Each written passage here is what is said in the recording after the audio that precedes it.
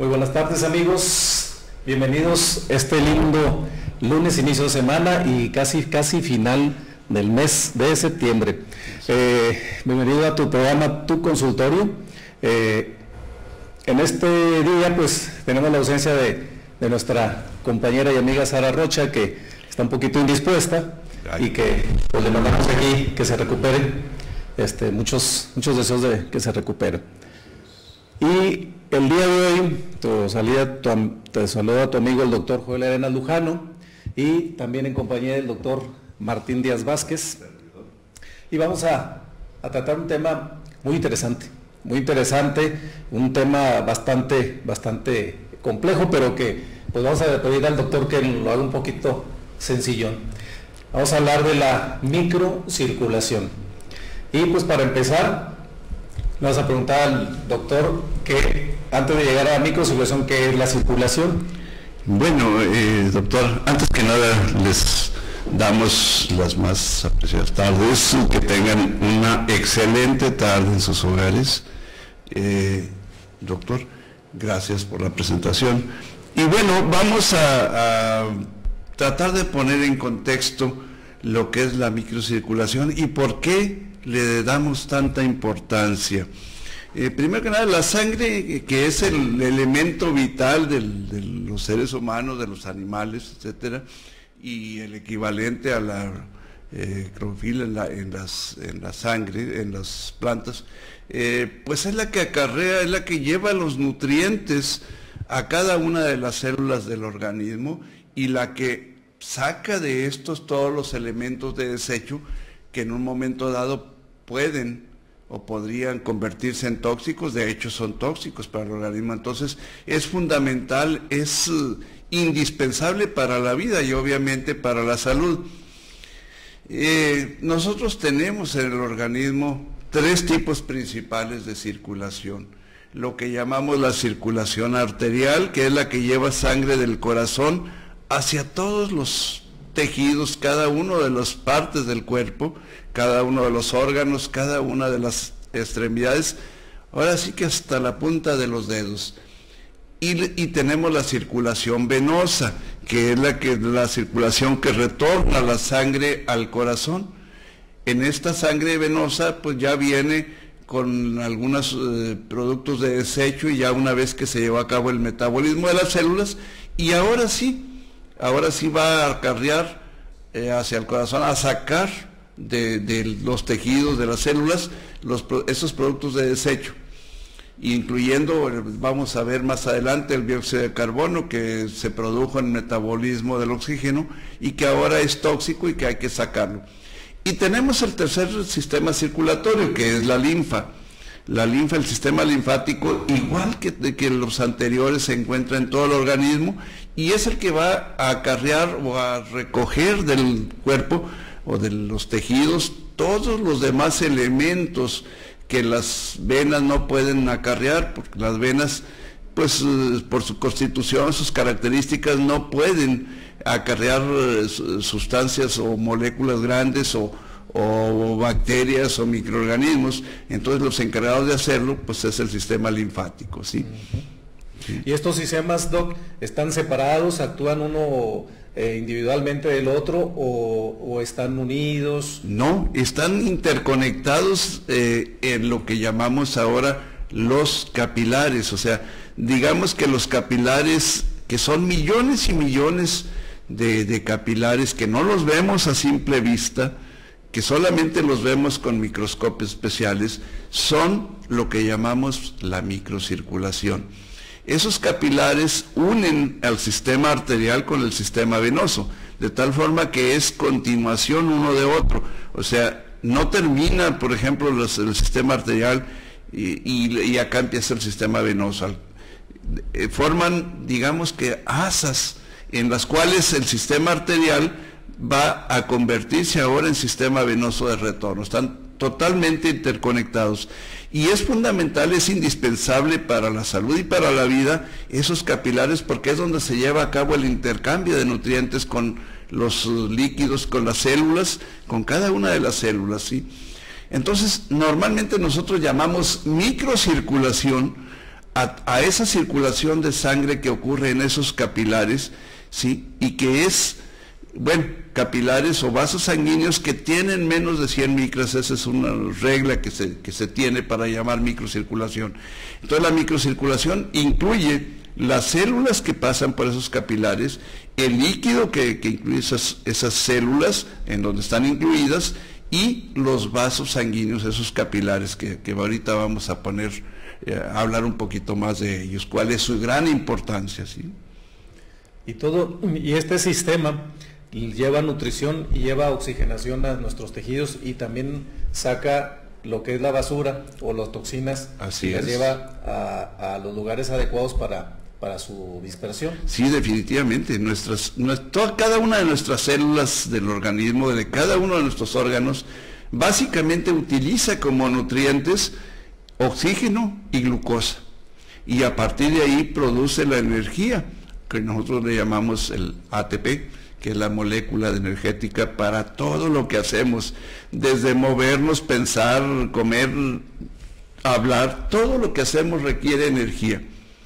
Y una cantidad de energía que no nos imaginamos, porque cuando, por ejemplo, yo camino, estoy desplazando una cantidad, un peso, por ejemplo, bueno, en mi caso, digamos, 80 y tantos kilos, al estarlo desplazando se está consumiendo una gran cantidad de energía para mover esos músculos que se requieren, las articulaciones, etcétera, y esa energía la producen nuestras células. Creo que ya habíamos hablado un poco de lo que son las mitocondrias, que son, digamos así en lenguaje coloquial, las pilas, las baterías de nuestras células. Ahí es donde se produce la energía, y esa energía la producimos a expensas de oxígeno y glucosa, de tal forma que esa glucosa y ese oxígeno y algunos otros elementos, como algunos minerales, vitaminas, etcétera, son necesarios para todo el metabolismo, para todas las funciones de nuestras células, y esas solamente pueden llegar a través de los capilares, ¿sí? A través de esos pequeños vasos capilares.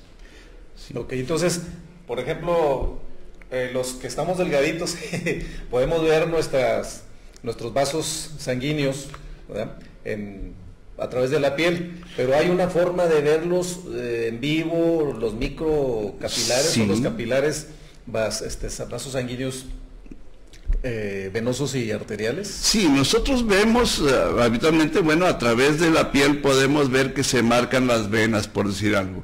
Podemos quizá en algún momento dado, si nos cortamos, si hacemos una incisión, vemos algunos vasos arteriales también, pero no vemos los capilares. Los capilares nada más sabemos que están ahí porque vemos que tenemos un color sonrosado, un color rosita, por ejemplo, en la piel, que es una visión a través de la piel de la hemoglobina que contiene la sangre, ¿sí? Que es un pigmento rojo. Y esa sangre no está ahí así al azar, está dentro de esos capilares, de esos millones y millones de capilares. La gran importancia de esto es que cuando esos capilares se dañan, o cuando la circulación que por ellos transita se daña, entonces vienen consecuencias bastante graves para la salud y para la vida, como vamos a ver más adelante, ¿sí? Entonces yo no puedo, así a simple vista, darme cuenta si mi circulación está en buen estado, buenas condiciones o no. Entonces, no. ¿Necesito algún estudio especial para darme cuenta, o cómo me lo pueden, bueno, cómo me lo puede? Yo puedo ir a consultar a un doctor médico y le puedo preguntar, ¿y cómo está mi estado? Mi microcirculación. Bueno, pues ¿cómo me puedo enterar? Es muy difícil así a simple vista, como decían, prácticamente imposible. Hay algunas pequeñas maniobras que nos pueden dar una idea muy aproximada pero solamente de algunos datos de la microcirculación. Nosotros hacemos una maniobra que llamamos llenado capilar, por ejemplo, en la cual oprimimos una uña y vemos cuánto tiempo, si la oprimimos se va a poner pálida, blanca, y vemos cuánto tiempo tarda en volver a ponerse rojita, rosadita. Eso es el tiempo de llenado capilar. Pero solamente nos da un dato muy vago de cómo está esa microcirculación. Obviamente, la única forma que tenemos de ver esos capilares es a través de unos microscopios especiales que le llamamos microscopía intravital o capilaroscopía, ¿sí? Y al microscopio especializado para ello le llamamos capilaroscopio. Estos han evolucionado desde allá en nuestra época, cuando nos entrenamos en este campo, que eran unos microscopios, digamos, pues de los microscopios comunes que los adaptábamos para ver capilares, pero obviamente nos daban muy pocos datos. Actualmente ha evolucionado y los capilares para esto son capilares los microscopios son muy especializados y están interconectados a computadoras que nos permiten hacer mediciones del flujo circulatorio, mediciones del diámetro de los capilares, medición de la forma de los capilares, que es muy importante, y muchos otros datos que nos permite ahora la capilaroscopía computarizada, ¿sí? Ok. Y entonces, ¿qué es lo que, pasando al tema de la microcirculación, qué es lo que me puede dañar la microcirculación y qué síntomas o qué signos yo como, o sea, si yo no soy doctor, si yo no soy médico, si yo no estoy dentro del área de la salud, ¿cómo me puedo dar cuenta? ¿O a qué edad empiezan estos cambios? ¿O a qué edad o qué factores son los que me pueden empezar a dañar mi microcirculación? Bueno, normalmente debería de ser el daño a la microcirculación, digamos, normal, entre comillas, pues un proceso de envejecimiento. Entonces deberíamos de verlo ya muy tardíamente y en forma lenta. Sin embargo, actualmente, y eso es lo que nos preocupa y por eso estamos hablando de este tema, hemos aprendido a dañar esta microcirculación de muchas formas. Y una de ellas es con la mala alimentación, la alimentación inadecuada, y ahorita vamos a hablar cómo y por qué. Pero lo más importante es que podemos prevenir ese daño, inclusive podemos revertirlo en muchos casos, ¿sí? Otra de las cosas son algunas enfermedades, por ejemplo la diabetes, y vamos a hablar de los cambios en la microcirculación en la diabetes tipo 2, básicamente es una enfermedad de la microcirculación, y eso lo hemos venido diciendo desde hace 30 años o más. Generalmente nos enfrascamos, nos enfrentamos, casi nos obsesionamos en el control del azúcar, de la glucosa en sangre en la diabetes, olvidándonos que la glucosa elevada en la sangre en la diabetes es solamente uno de los factores de la diabetes.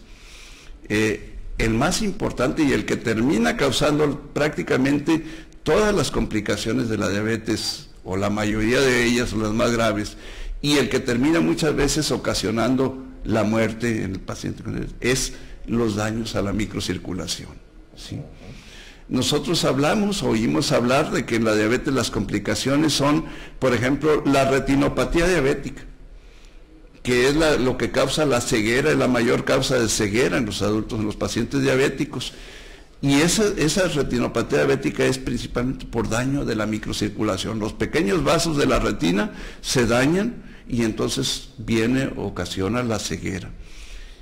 La nefropatía diabética, o sea, el daño al riñón, esa lesión del riñón que hace que los diabéticos se enfermen seriamente, que tengan que estarse dializando o que tengan que ser trasplantado el riñón porque deja de funcionar, es daño a la microcirculación.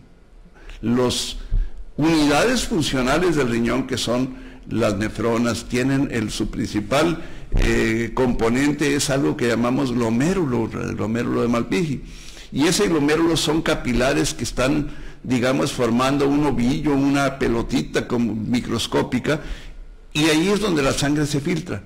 Cuando esos capilares se dañan por daño a la microcirculación en la diabetes, ya no se filtra la sangre, ya no funciona ese filtro, y entonces se acumulan en la sangre urea y muchos otros productos tóxicos para el organismo, ¿sí? A nivel del intestino, en el intestino la absorción y prácticamente todas las funciones del intestino es debido a los microcapilares, o a los capilares que hay en lo que llamamos las microvellosidades del intestino, que es donde se absorben los nutrientes. En la diabetes y en muchas otras enfermedades, esos capilares se dañan y entonces el intestino deja de funcionar adecuadamente. Y ocurre muchas veces lo que llamamos la isquemia intestinal, que es un problema grave que generalmente se convierte en una emergencia muchas veces mortal. A nivel de pulmón, el pulmón, Lo que antes pensábamos que el pulmón se salvaba, digamos, de la diabetes, no es así. Los capilares, lo que llamamos la unión alveolo capilar en el pulmón, que son millones, kilómetros y kilómetros de capilares, es donde se lleva a cabo el recambio de gases, el oxígeno y el dióxido de carbono en el pulmón, que esa es la función principal de los pulmones, oxigenar la sangre y eliminar el dióxido de carbono. Bueno, cuando esos capilares se dañan, se altera esa función de difusión de gases y entonces ocurren alteraciones pulmonares que ahora conocemos y que antes no conocíamos. Y muchos otros, ahorita vamos a seguir hablando porque ya nos dijeron que fuéramos a corte. Bueno, entonces amigos, muy interesante, vamos a un corte y regresamos con tu consultorio. Puede ser específico para dolencias puntuales, general para crearnos armonía o bien como un camino de crecimiento y desarrollo interior destinado a encontrar la comunión con nuestro ser interior. El método Reiki es un sistema natural de armonización y recuperación energética practicado con el fin de mantener o recuperar la salud.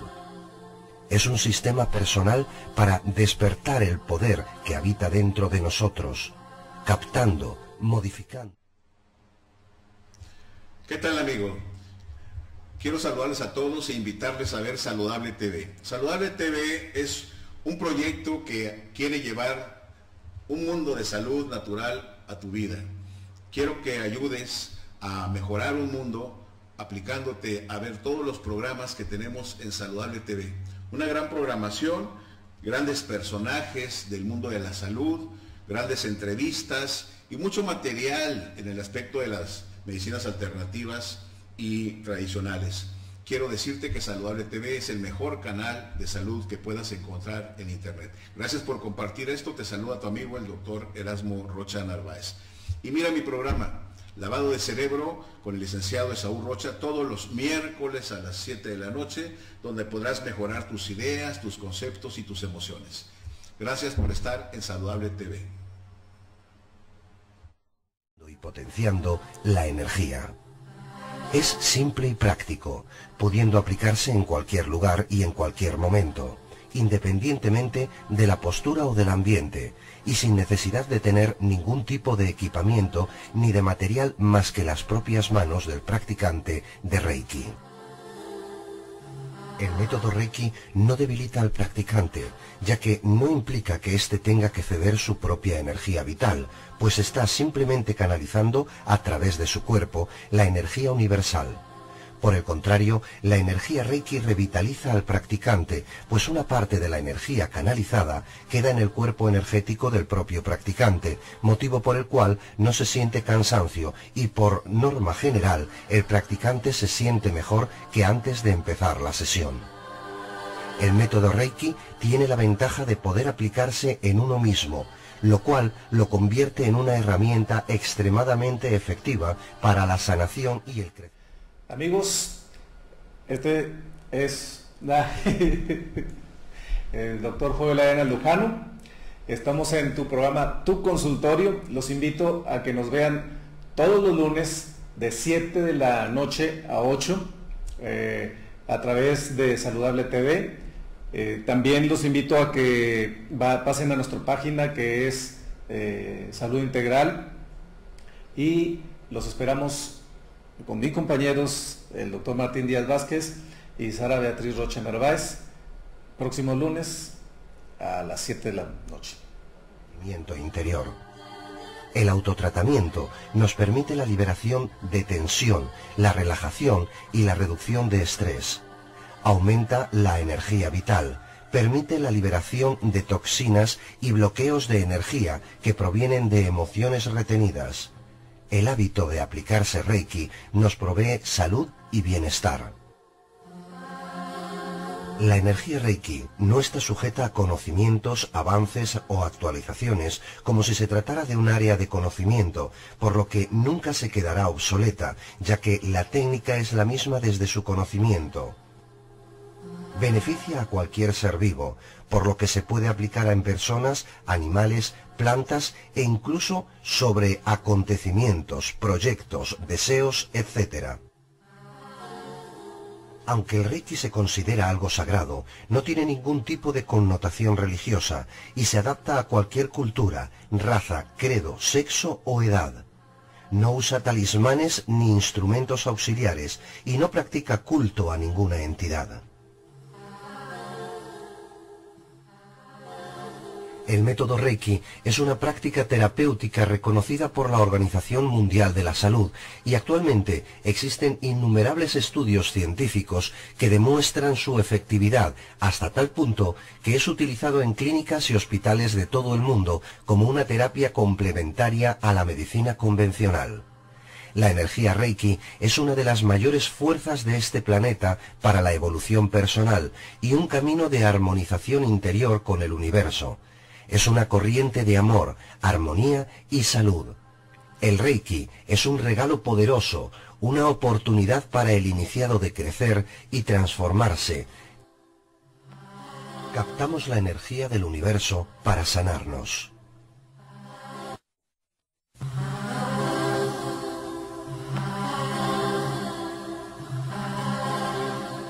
¿Qué es el Reiki?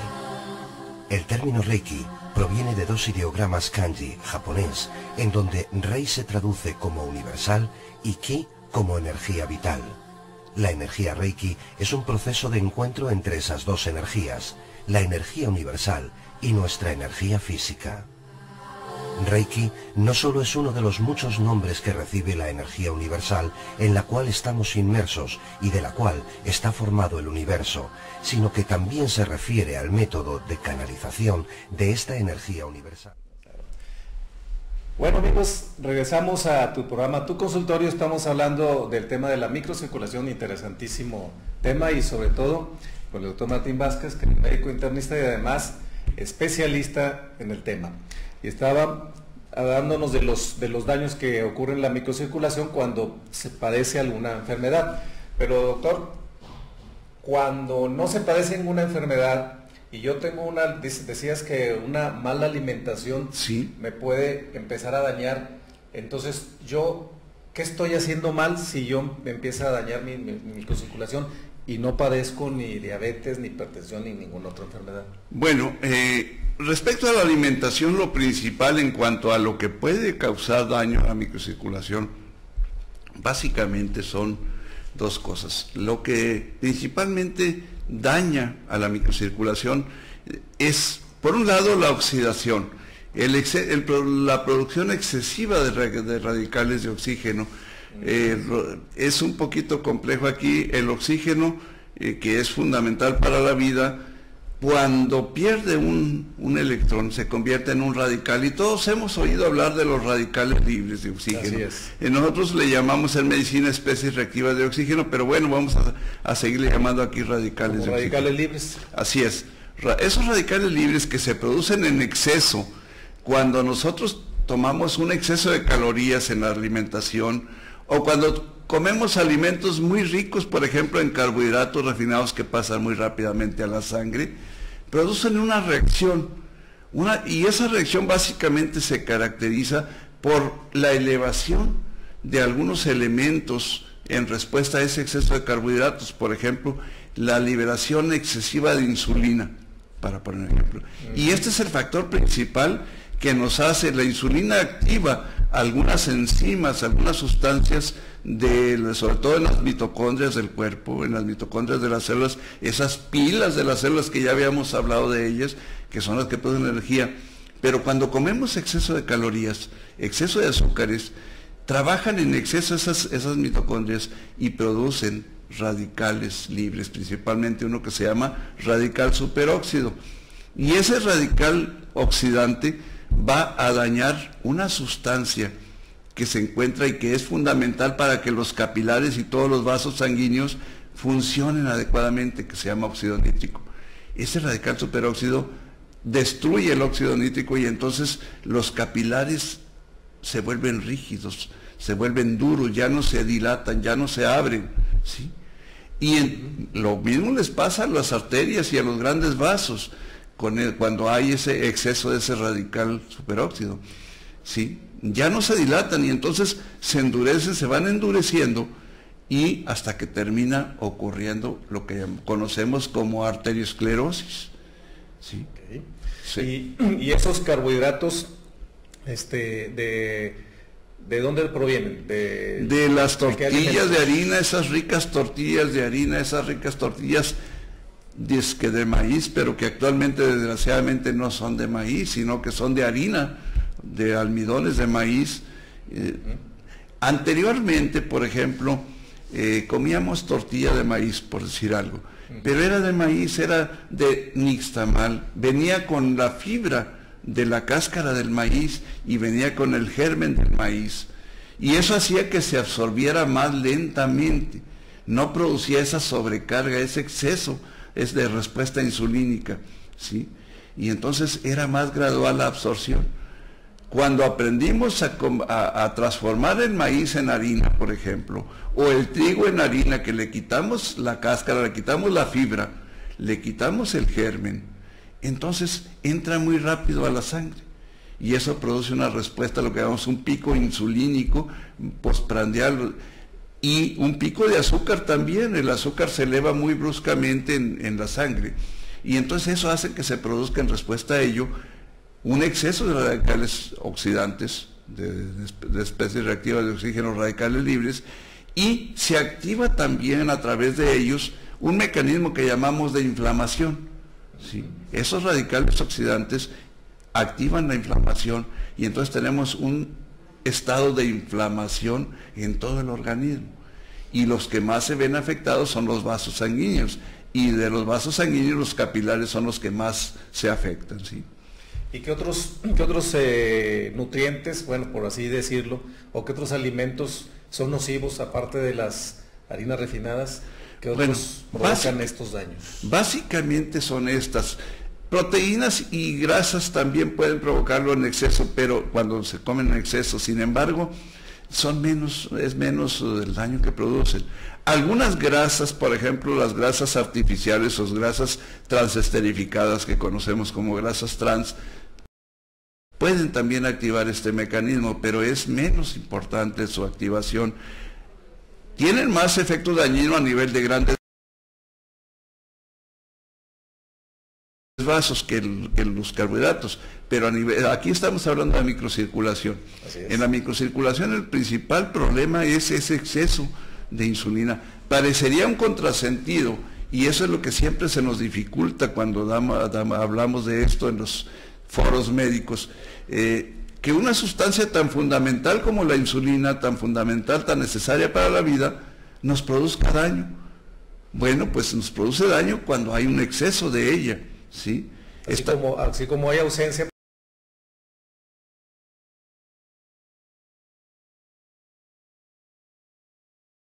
pues nos produce... Exactamente, la ausencia de la insulina o la ausencia de sus acciones nos produce diabetes, entre otras cosas. Bueno, el exceso de insulina nos produce esos cambios, ese exceso de producción de radicales libres, esa inflamación, y algo más importante que en la circulación, produce lo que llamamos una proliferación excesiva de células de los vasos sanguíneos, y entonces estos se van volviendo de una pared gruesa y rígida, ¿sí? Y eso es lo que conocemos ahora sí como arteriosclerosis, ¿sí? Esos vasos no se dilatan adecuadamente y entonces viene una serie de cambios, entre ellos la alta presión, ¿sí?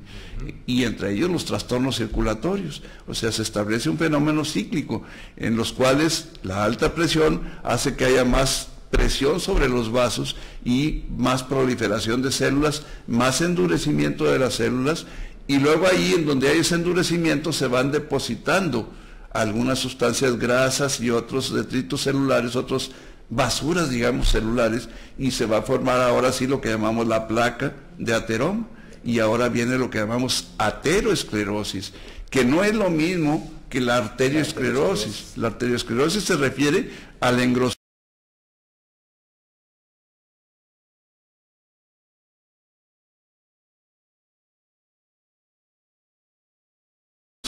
y endurecimiento de los vasos sanguíneos.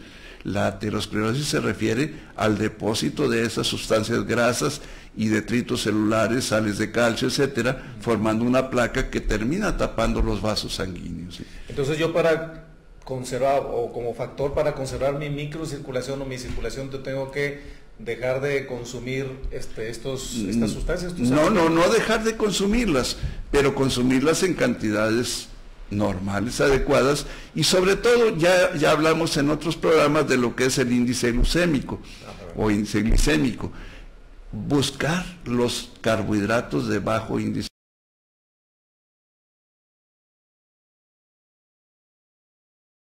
glicémico, que no entren tan rápido a la sangre, y cuando comemos a esos carbohidratos de alto índice glicémico porque se nos antojó la tortilla de harina o se nos antojó el pastelito, la pizza, hay que agregarle fibra, ¿sí? La fibra tiene dentro de sus múltiples funciones el regular la absorción de esos azúcares en el intestino, que no pasen rápidamente a la sangre, porque ese paso rápido es el que nos hace que haya esos picos de glucosa, esos picos de insulina que nos causan ese daño y que termina haciendo que los niveles de insulina en la sangre se mantengan elevados, y ahí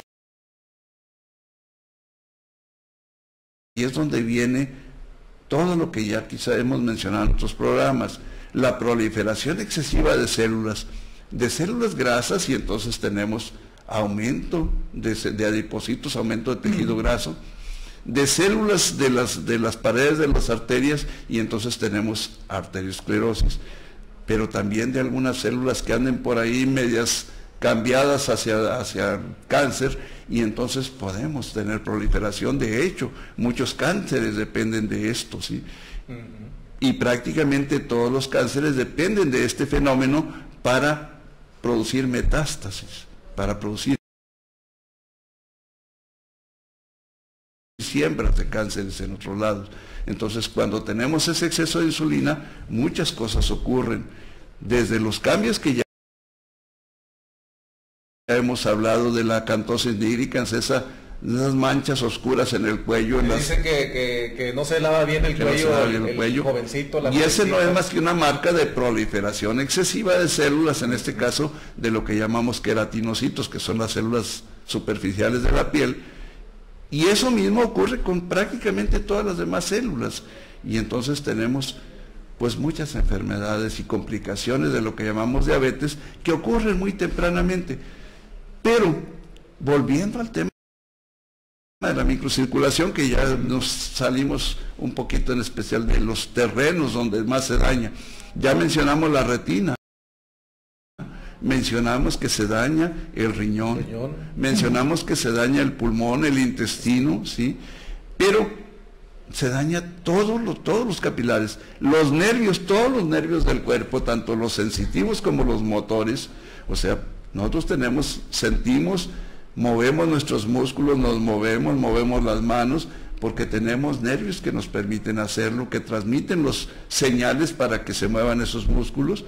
Bueno, esos nervios también se dañan. En la diabetes, por ejemplo, lo que llamamos la neuropatía diabética, ¿sí? Y esa neuropatía diabética inicia precisamente porque esa microcirculación, esos capilares que irrigaban, que llevaban sangre a los nervios, se dañan, y entonces el nervio deja de recibir suficiente oxígeno, empieza a dañarse, y luego vienen otra serie de fenómenos, como acumulación de productos del metabolismo de la glucosa, y el nervio termina dañándose, una neuropatía diabética severa, que no nada más afecta la sensibilidad, que afecta la motilidad, que nos provoca dolor. Aquí en las personas con diabetes, esos dolores ardorosos de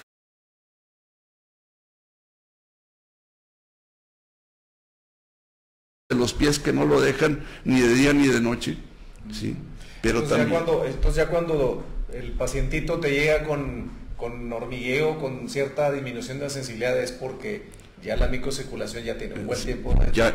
Y ya llevó a que los nervios se dañaran, a que inclusive ahorita vamos a hablar de otras complicaciones del daño a la microcirculación. Muy bien, entonces ahorita vamos a un corte y de regreso continuamos con este tema. Así es.